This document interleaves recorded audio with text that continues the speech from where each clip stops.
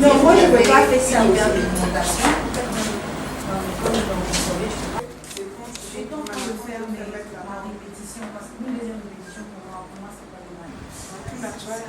Apparemment, c'est comme vous êtes des humains.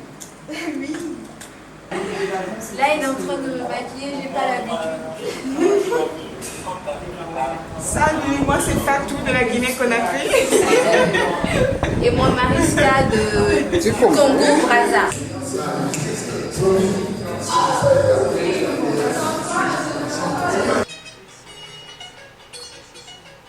À travers le slam, j'ai pu transcender non seulement ma situation familiale, ma situation sociale, mais aussi le slam vraiment m'a donné une place dans la vie.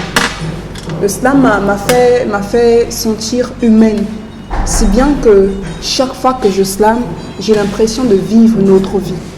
Une vie rêvée, une vie dans laquelle je suis maître de mes pensées, une vie dans laquelle je peux tout avoir quand je veux, comme je veux, si je veux, quand je veux. C'est vraiment, à la limite, je pourrais dire la meilleure chose qui me soit arrivée. C'est merci. En quelle langue? Je sais pas. Tu fais ça à part, hein? On prend ça d'abord à part. Oui, le refrain. Oui. D'accord. On prend tout ça. Ok. Tu peux m'envoyer ça de retour dans le casque? Ça sonne? Oui. Ok.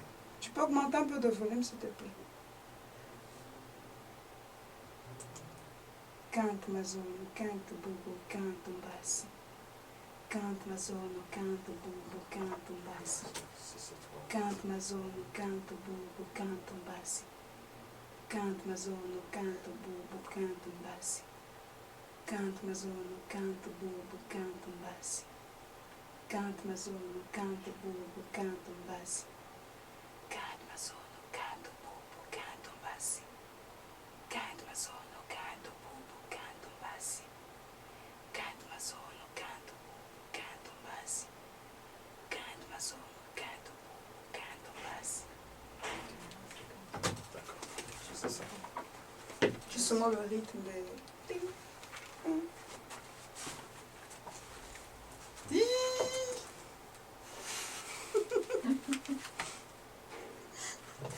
Reste tranquille, toi tu as fini ta part. Kunomuso, Bimuso, Sinimuso. Kunomuso, Bimuso, Sinimuso. Kunomuso, Bimuso, Sinimuso. À un certain moment, je devenais... je ne sais pas quelle expression utiliser. Je ne sais pas s'il faut dire insociable, associable, mais j'étais plus... on ne pouvait pas être dans un endroit avec les autres, que tout le monde est de bonne humeur et que moi je fasse part. En fait, j'étais toujours ailleurs. J'avais toujours mon monde à moi où j'étais vraiment perdue, s'il faut le dire comme ça. Je me dis aujourd'hui que ma slamothérapie, je l'ai déjà faite. Je suis guérie. Il est maintenant temps que je dise merci à cet art-là. En quoi faisant? En étant une missionnaire. En allant propager cet art. Comment propager cet art? En envahissant les médias, en faisant des featuring, en allant faire des prestations dans d'autres contrées, dans des endroits où on ne soupçonne pas qu'il y aurait un spectacle slam. Je suis maintenant plus dans cette vision-là, de faire la promotion du slam, de promouvoir le slam, que pour faire ma propre slamothérapie. Parce que je pense que cette étape-là, je l'ai déjà dépassée. Muse sur des textes intemporels et empreints de colère, car avec mon art, je fais des cassures dans le temps et je m'insurge contre les cassures du bled qui ne font pas la queue au service recrutement. Mariuska, synergie poétiquement urbaine sur des morceaux de papier ou des morceaux de pierre, bouche largement ouverte ou close, je m'exprime, car les écrits sortent seuls sur ma peau, couleur ébène. Après avoir appris cette histoire, mon cœur en est inondé face au mépris qui rend immonde celle qui n'a commis pour ce délit naître, respirer, du livre de la vie vouloir rester lié.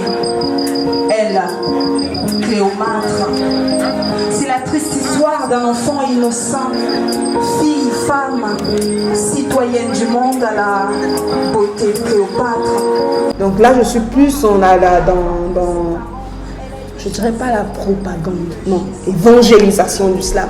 Famille africaine, famille pour le fric, la haine, orpheline, elle a dû goûter tôt à l'aigreur de la peine. Elle, que je me donne le droit d'être heureuse. Pas de faire comme si rien ne s'était passé, non. De ne pas être victime de mon passé. D'essayer d'être maître de mon avenir. Plus le temps passe, moins la solidarité s'arrête sur ses avenues. Elle grandit et le regard des hommes aussi en s'en prévenu. Des aides deviennent conditionnées par cas de drague, lui promettent le respect de la société en échange d'un coup, d'une drogue. Elle qui ne rêvait que vivre une vie normale, dans la dignité et la bonne morale. La voilà, sanglotant entre les jambes de son taureau, le bourreau. Violée, elle sait que c'est sa justice à elle qui est derrière les barreaux. Elle, Cléopâtre, c'est la triste histoire d'un enfant innocent, fille, femme, citoyenne du monde, à la beauté de Cléopâtre. Elle revoit encore le visage de son père, sa mère. N'imagine pas que sa vie serait si amère. Elle, Cléopâtre.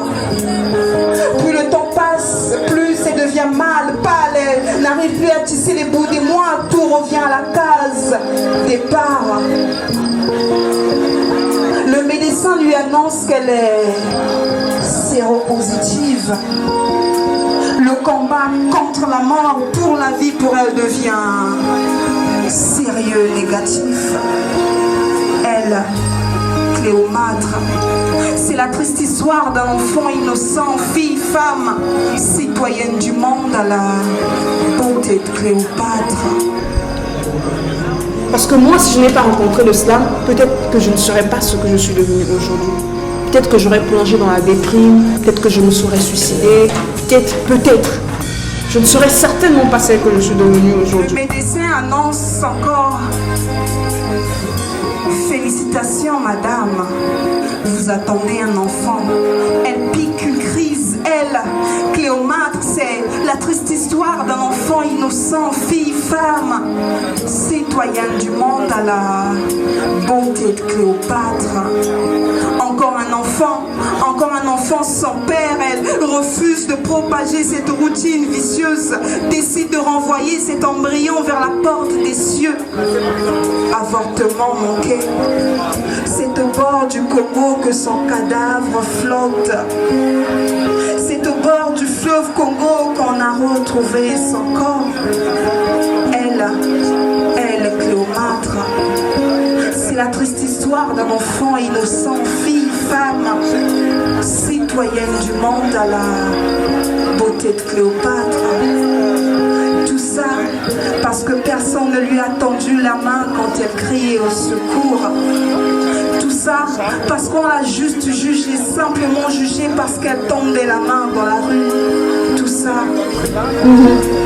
Libre dans les thèmes, libre dans les lieux, libre dans sa pensée. C'est important. Parce que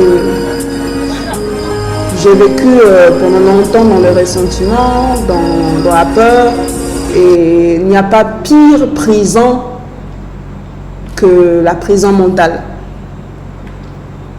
Quand on est libre, même si on n'a pas tous les trésors du monde, même si on n'est pas dans une vie de luxe, même si on n'a pas tout ce qui est matériel, mais le seul fait d'être libre dans sa tête, je pense que c'est ça le vrai bonheur.